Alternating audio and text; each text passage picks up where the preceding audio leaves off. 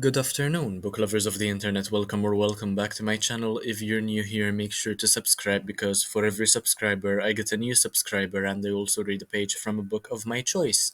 So, in today's video, I am going to be analyzing a fan theory about Mary Poppins and Pennywise, and this one basically blew my mind like Kurt Cobain blew his, and I don't often use TikTok to find content to make videos with, except for many of my shorts, but this one was particularly interesting, and I thought I would read the slides to you guys just so you can understand the theory better, and it's pretty fascinating from what I've seen.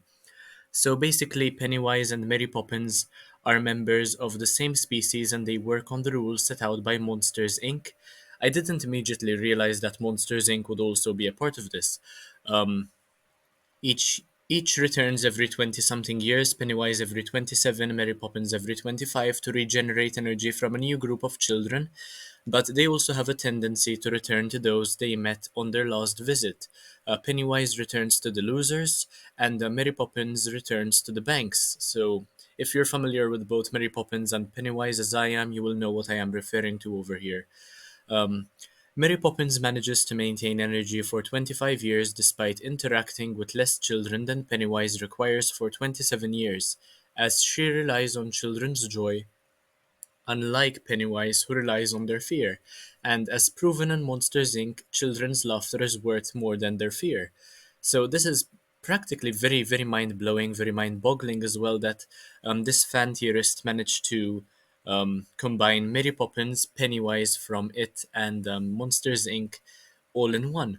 Upon each of their returns, they draw a child named Georgie, so this is definitely just a coincidence, away from their siblings with a paper toy, then appear alongside the toy to return it to Georgie. Mary Poppins returns Georgie's kite. Pennywise acts as though he's returning Georgie's boat.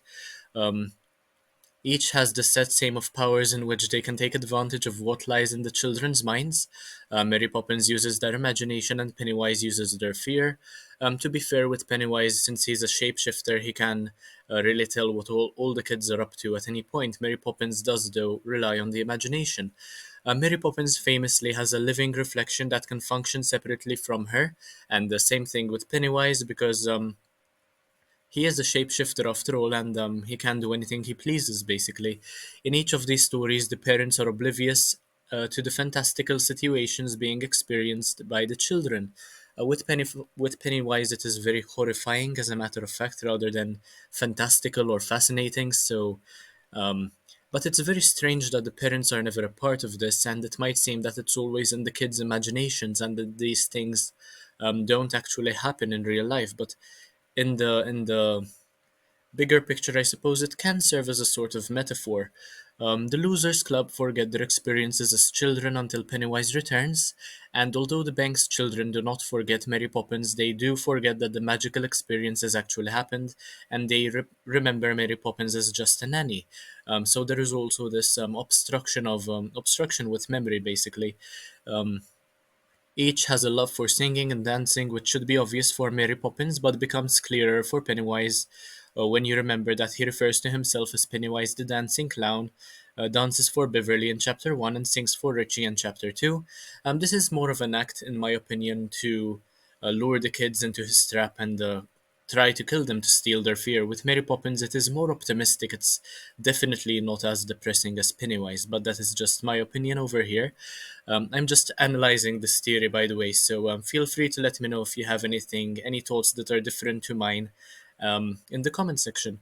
Pennywise is heavily associated with the song Oranges and Lemons, which is a song about old London, where Mary Poppins lives, showing that Pennywise has an awareness that another member of his species is out there, and he knows exactly where they are. Um, Once again, this is obviously speculation. There is no correlation between the two, but there are certainly some very interesting coincidences.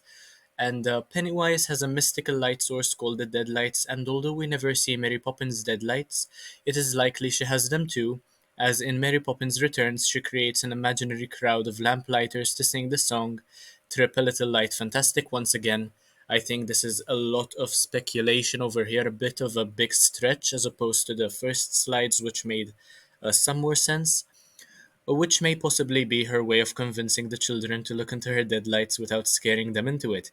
It is proven that these lamplighters are fake and created by Mary Poppins, as when Michael hears the children singing outside and opens the door, he sees only Mary Poppins and the children, and all the lamplighters appears to have vanished. So this is something that many musicals do. It isn't something having to do with the theory, particularly of Mary Poppins being some shapeshifter as well. Um, this is an attribute. This is usually attributed to musicals rather than horror movies, as is it chapters 1 and 2. So, um, once again, more speculation, a bit of a stretch. At the end of Mary Poppins Returns, the characters all grab balloons and float into the air, and balloons and floating are both highly associated with Pennywise. So that is the last slide over there. I do think that this is a very interesting um, observation, and it makes a lot of sense as a film theory. However, I think that it's more based on speculation. Of course, it is called a theory, but there are some things which just wouldn't make sense when you think a bit about it and see the bigger picture. So, I'm not particularly convinced, and the concept of Monsters Inc. completely fizzled out by the end of the slide. So I'm not quite sure whether I'm convinced by this film theory or not, but I am very fascinated that certain people manage to make this connection and compare something that is usually so optimistic with something so pessimistic. And if Mary Poppins is just like Pennywise, for instance, why would she treat children differently? Wouldn't they all have the same sorts of intentions as the same species? Um, then there are the comments saying that they might be the same being altogether. Um, then apparently another person is pointing out that Stephen King created more characters like it. Apparently, there is this character called Dandelo, who is another who feeds off of laughter, which could also be categorized as joy. Um, then there are people calling Mary Poppins out as a Time Lord. Um, People saying that Stephen King plagiarized an idea. This sort of usual bullshit, I suppose, which doesn't really make a lot of sense, but is very comedic. And this was a very interesting video to make. So if you enjoyed it, make sure to subscribe, comment, share, like anything to help out the channel. And I'll see you in the next one, hopefully very, very soon. Bye, guys.